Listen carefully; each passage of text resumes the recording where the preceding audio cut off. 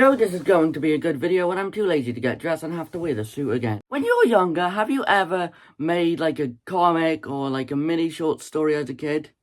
No? So I'm just the widow here? Oh, jokes aside, I know you all have. And I actually made loads, okay? Now I'm actually better at writing stories. I'm like a semi-good author now. So, I've learned a lot. But I have rediscovered two books I've written in 2021, the big 2021. I think I was around 12 or 13 at the time. Big number. I can't remember. I don't know maths. No Hope. They were called No Hope. And basically everything you need to know is in the video game Last of Us. Yes, I was obsessed with Last of Us at the time, so I ripped it the hell off. In my rereading these in preparation for the video, I have discovered these are not good. These are, like, the lowest of the low. Okay? The story follows, totally not Joel and totally not Ellie, going to Russia to find a vaccine. Not to mention, totally not Ellie, which is called Sean, is immune, I think. I can't remember. It's been a while since I read them. Yes, I reread them, but I was going to make the video months ago. And I was too lazy to make it. So, the real story follows Jim Miller, totally original, and Sean. What's his last name? No one knows. He's just Sean. So, let's just get the reading. This suit is really tight. Alright, so here's the cover. Amazing top 10 cover. No Hope Part 1. Oh, Jesus. Going to Russia to get the vaccine, which is a setup. Oh, thanks! Thanks for spoiling it from the very first goddamn line. Wow, we don't need to watch this anymore, guys. We don't need to read this anymore, guys. Jim loses all his family and is left alone. He finds the boy and they become partnership. Jim finds the boy as it was his mission to take him from the Empire State Building and walk him to Mother Russia. It's great. Jim hit an army man at the border so he could travel to England. When in England, they want to find a plane to finish their journey to Russia, so they don't have to walk anymore. But because of the zombie apocalypse, there are no planes to be found. But they find one at a deserted airfield, but there is no fuel. Makes sense, because, zombie apocalypse. So what do they do now? Then the little boy reveals his name. Oh, just suddenly, you went from the flipping Empire State Building, New York, to God knows where in England. What? And now you tell this strange goddamn man who was tasked to bring you to Russia your name. This is like peak storytelling. The little boy reveals his name. It is Sean. And he finds 1 liter of fuel, which they use to get as far away as possible. How? How, Yayan? Tell me how. When flying over the ocean, their plane goes down. Oh, they're screwed now, guys. And I'm pretty sure 1 liter wouldn't do anything. I'm pretty sure. I think half of it would just go, setting up, reversing the plane. Oh, well. They fall fast towards the water, but luckily they crash onto a desert island. Oh, that is very lucky, guys. Very lucky. They are safe. They got the maximum plot armor. I'll shut up and keep reading because this has been going on for 10 minutes. They crash onto a desert island. When they leave the plane unharmed, they come across 3 gangs that are defending the island. Are they on North Sentinel? What? Jim calls for help, hoping someone will help him and Sean get back on their way. But then they start shooting at Jim and catch him on the shoulder. The bullet gets stuck, so Jim has to get the bullet out. So he is fighting for his life in his goddamn shoulder, bro. Jim, you serious, bro? Come on, you wuss. Sean runs away with panic, but he finds a gun on a skeleton. He brings it to Jim. He finds a gun on a skeleton. He finds a goddamn gun on a skeleton. He brings it to Jim so he can get away. So he can get away from them. From the gangs. Get away from the gangs, sorry. Jim shoots them all apart from one, who begs for his life. Jim doesn't know that This man has been set up as well. Oh, really? So why was the guy trying to shoot you instead of save you, Jim? The man leads them into a forest which is full of animal traps, so they have to step carefully. Suddenly, Sean steps on one, and as he yells, a small venomous snake slithers out of the tree and bites Jim on his hip as he dives to save Sean. The man was prepared with an antidote kit and gave it to Jim to save him. First of all, oh yeah, there's probably multiple snakes on the island. Okay, forget me, but would you even have the technology to make the anti-venom? The man kills the snake with his axe and then leads them to a power boat, which is hidden in the bushes. The boat has overgrown vines all over it, so they have to chop them all down. When done, Sean complains that he is hungry, so the man gives him beans and gives the great Jim salt water. Salt water! So, I'm sorry I keep doing this. So, instead of helping the other guy, you just, say, hey man, F off, here's some salt water. What the hell, dude? You're a dick. But he declines as he has fresh water, as he knows good survival skills. So, hold up. Jim says, nah, screw your salt water. I have fresh water. Because he has good survival skills. He offers the man his water, so he has safe water. It is night time. As they start leaving the island in the boat, they all fall asleep as the boat drifts away. Well, that's goddamn good, isn't it? What, the zombies can swim, you know? The next morning, they wake and realize they are in the middle of nowhere with no fuel. Well, it's a boat, you'll float, it's fine, right? The man pulls out 2 jugs of 4-litre fuel. 2 jugs of 4-litre fuel! Genius! And where the hell did he get that from? And pours it into the boat. What, the whole thing? So that thing's going to be over-fueled now, right? Right? I'm not sure. Sean starts up the boat, and they are on their way again. 2 hours later, they come into difficulties and crash into another island beach. But this is not like the last island. In the distance, you can see a city, but it is all broken down and empty, just like New York. They see a sign saying Switzerland. I don't know how they made it there. Oh well.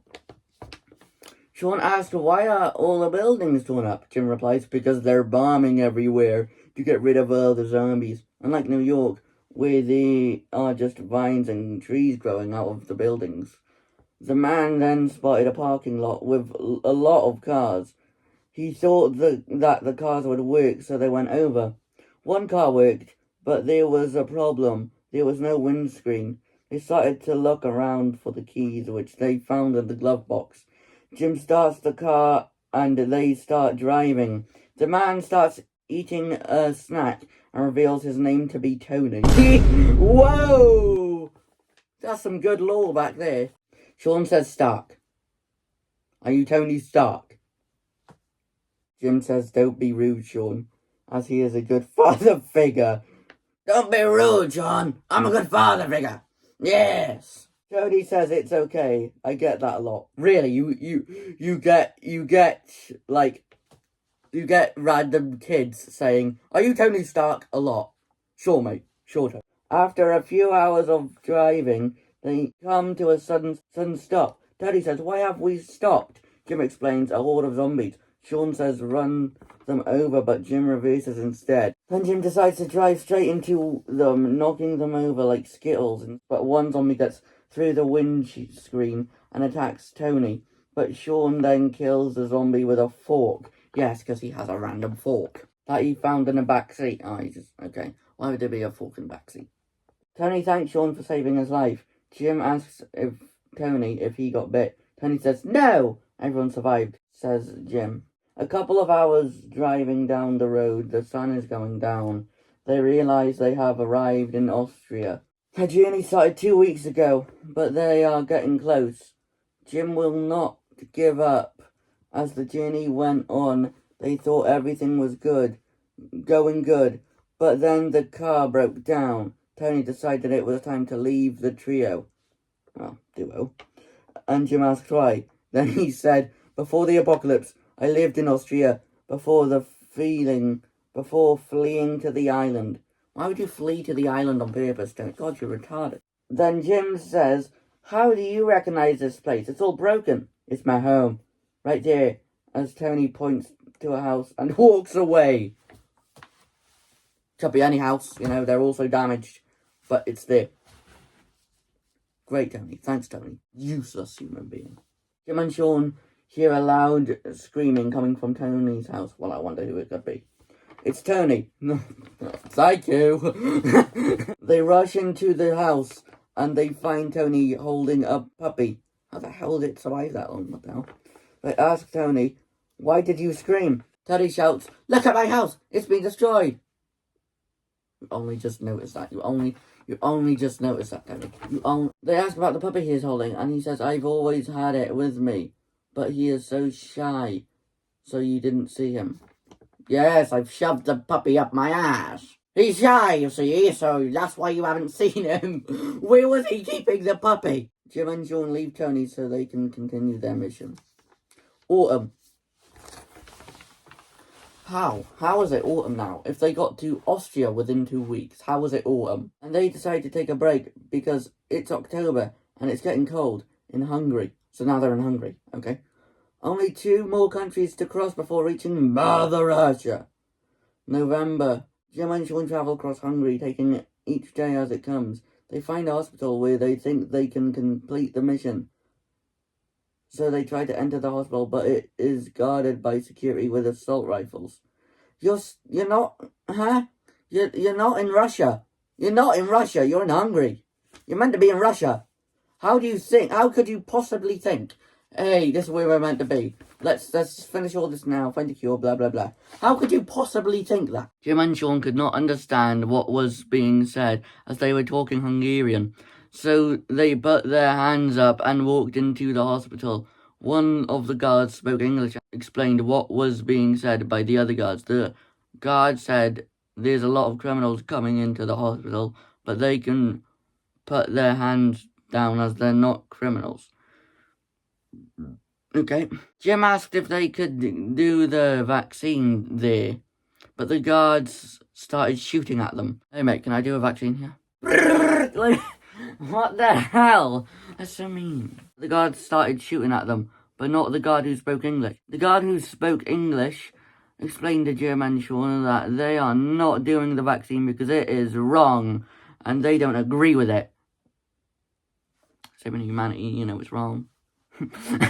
Jim gets his gun out and then returns fire on the guards, shooting them one by one until they're all gone. Being nosy, Jim and Sean searched the hospital for supplies that could help them with their mission. Sean finds a bag that had a shotgun inside. Jim steals this and lets Sean have everything else he finds. Then Jim finds another bag and it has a gas mask in. Sean looks through the rest of his bag and finds a knife. Jim lets him keep the knife. Jim and Sean go upstairs thinking that they're alone. But they find more enemies. Drink break. Jesus. I've made it back just in time. 5 pages crammed into one. Jim reaches into his bag using his new gun to shoot them, but he fails. The enemies then stab Jim, pushing him down the stairs. He lands on glass, which goes into Jim's arm. Sean runs to Jim, and drags him to a room where they both quietly hide away from the enemies. Sean pulls the knife and glass out of Jim, making him bite onto a stick, stopping him screaming. Wouldn't it be more, better to just go,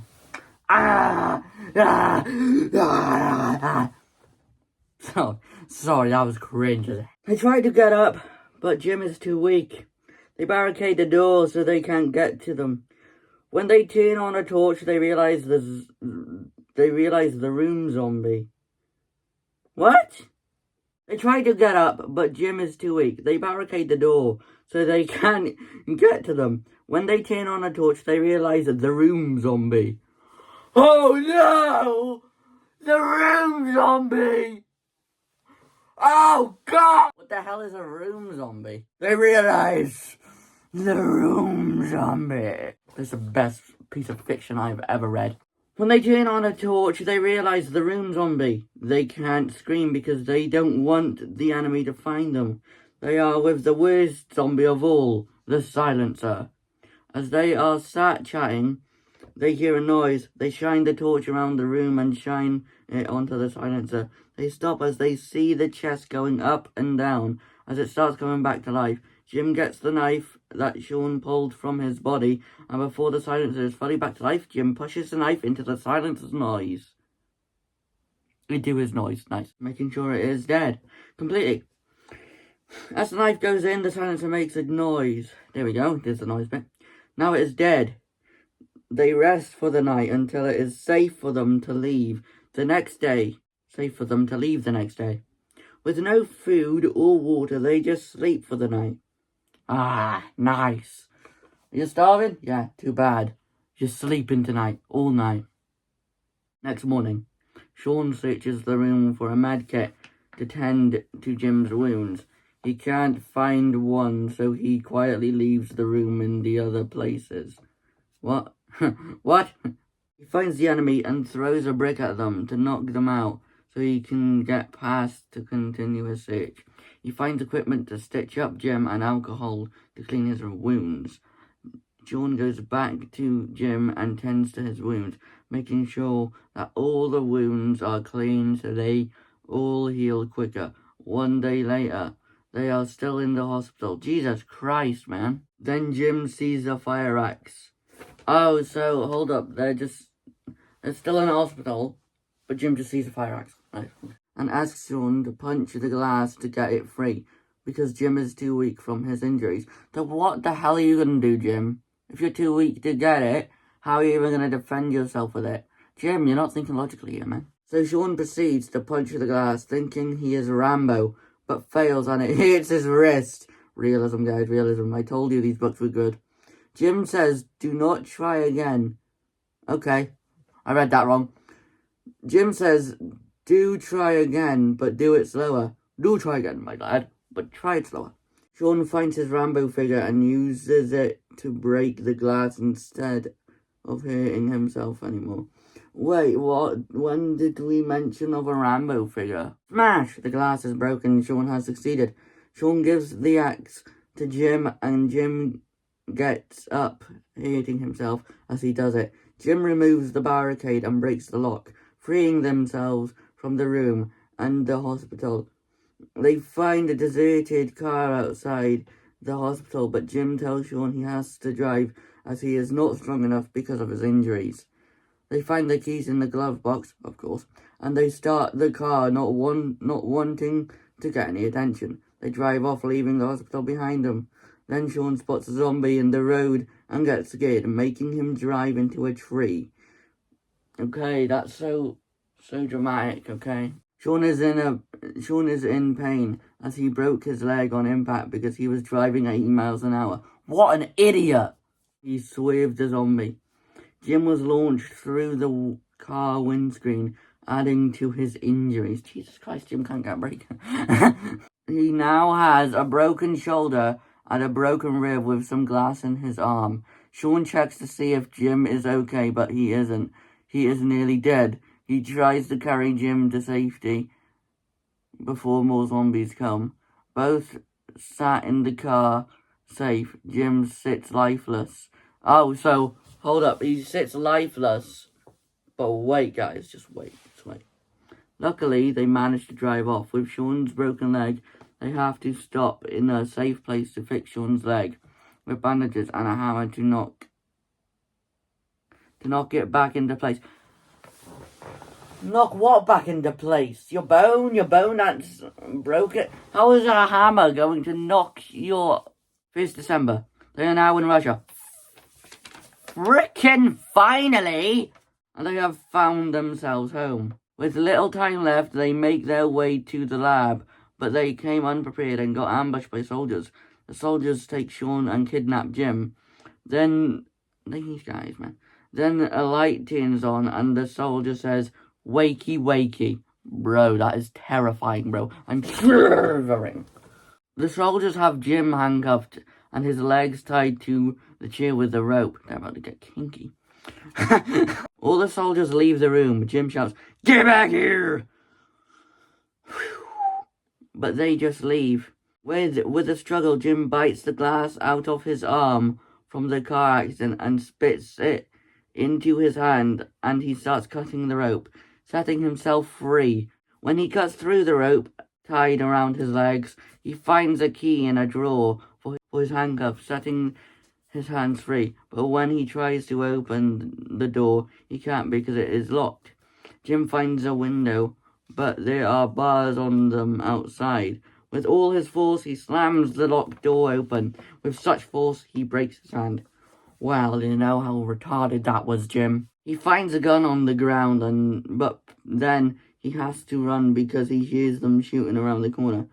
Then he picks up a knife and hears Sean shouting, "Help me!" Jim runs towards the sound of Sean's voice, and he notices the silencer. Jim jumps and kills the silencer, but then Sean notices a bullet going through Jim's eye. Hold up here. Isn't like the silencer like the most dangerous zombie? How'd he just kill it like that? Like straight up. We're gonna ignore it. We're gonna ignore everything apparently. Okay, that's a great book. But then Jim got called and a bullet went through his eye. So, you know. Then Jim throws the knife at the guy who shot him, killing him instantly. Yeah. Oh, like, he doesn't even, like, pain does not faze Jim, bro. Jim is immortal to pain. Oh, I just got shot in the eye. Hi-ya! First of all, he was a critical injury after getting shot in the goddamn shoulder, but maybe he has a bit of brain matter, maybe he has a bit of brain matter in his head, you know, because he got shot in the eye, okay? Maybe, maybe he's fine, you know? No, he nearly died, bro. Bro was on life support for the shoulder, but for the eye, nah, it's fine. Giant, you suck ass. Quit. Then Jim throws the knife at the guy who shot him, killing him instantly. Sean and Jim run out of the lab, realizing that there's no cure. What lab? What? Running, they see a horde of zombies running towards them. Guys, this is it. They turn and run back to the lab. Oh, okay, so you see a horde of zombies. You just survived all that, and then you're, nah, guys, outside world sucks ass. Let's just go back inside. Run back to the lab, locking themselves back in the room that Jim escaped from, picking up the gun Jim found on the way. But Jim, wasn't you just holding a gun? They realize the bars on the window can be broken easily because they are old and rusty. So why the hell, Jim, did you break your goddamn wrist trying to break the other bars? What the hell? Jim throws a table at the window and it breaks. We're gonna ignore it, okay? Then Jim kicks the bars, making an escape for them. They run, escaping the zombies. They go home and they have time to heal and mend any broken bones that they have. January. Jim got Sean a new Rambo figure because he lost his through all the chaos. And Sean had got Jim an eye patch to cover the eye he got shot in. So genuinely, Jim is Carl. Later that day, Sean and Jim go out fishing while Sean gets a piece of paper he had forgotten to give Jim. Jim reads it and it says Sean's parents has died and the reason they lied about the cure is because they didn't want Sean anymore. They both hug. What an amazing goddamn ending that deserves. I genuinely forgot about this. Why the hell is there 2 epilogues? Red Dead. Okay, so it turns out they both hug is not the ending, apparently. Epilogue 1, 1 year later. Sean is now 8, and it is his birthday, 1 day later. What the hell? Jim and Sean talk about going back to New York. They drive to the train station, and they drive a train. What in the ass? Ha! Whoa, hold up. How are they driving a train? Traveling to Austria to see Tony, who they haven't seen since they dropped him off. They arrive at the train station and then they find an abandoned car which they take and drive to Tony's. They arrive at Tony's house and Tony walks out to greet them. He tells them, "My dog has passed away. Zombies attacked the dog. He had no chance." 3 weeks later, Tony had moved in with Jim and Sean. Bro, what? Epilogue 2. Jim and Sean have gotten Tony a new dog. How would they find it? Oh well, until we're gonna ignore it. He accepts the new dog and plays with it every day. Sean and Jim go out hiking and they get attacked by a pair of zombies. And Sean saves Jim, but little did Sean know that Tony's dog was there to save the day. They saw Tony running behind the dog. No one got hurt except for Jim. There was a claw mark on Jim, but he was fine because zombies don't infect that way. In my universe, zombies only bite. The next day, Sean went out on his own to get some food for the family. There was one man, a very nasty man, and he killed a squirrel in front of Sean. There was no reason for this. He just wanted to show that he was nasty. So he just shoots a rat. So he just casually, "Yo up, I'm evil." Boom! Why? Jim appears with his axe. He sees the man talking to Sean. Jim recognizes him and throws the axe at his chest and the man dies. Wow! Jim, I wonder what his job was before the apocalypse, okay? Was he some ex-marine? Was he a military man? Was he the president? Or was he just straight up Rambo? What? How do you have the skill? Was he an axe thrower? Who knows? How do you have the skill to aim it at a chest? Anyway, let's continue this amazing story. Jim recognizes him and throws the axe at his chest, and the man dies. Sean asks, "Who was that?" Jim says, "Your father." "I thought the parents died." "What?" Sean says, "Why did you kill him?" Jim tells Sean, "Because he killed my wife." What? What? This is the best plot twist known to mankind. Tony comes into the conversation and says, "Come into the house." And they walk in and see Jim's long-lost son. What in the plot twist is happening? So first, apparently, Sean's parents have died. Okay, parents, not mum. Then, somehow, one of them is resurrected. And Jim throws an axe into their chest, the dad's chest. And then Jim's long-lost son is alive. What in the ass is going on? It's great, we gotta finish. And then they walk in and see Jim's long-lost son. Jim and Gerald talk for hours. Gerald, what a name. When Jim woke up, he saw Gerald had died by zombies. How goddamn tragic. You just see your long-lost son, right? And you talk for him for hours. Then you wake up the next day. He's just dead. Like that. That is so... You know, the amount of emotion, man, this will make me cry. Then Jim killed the remaining zombies with his action skills. Yeah, okay. Then Sean says something happened to Tony. Holy crap, bro. That's it. There was... Okay, wait, double check. That was it. So that was No Hope Part 1. I'd say it was awful.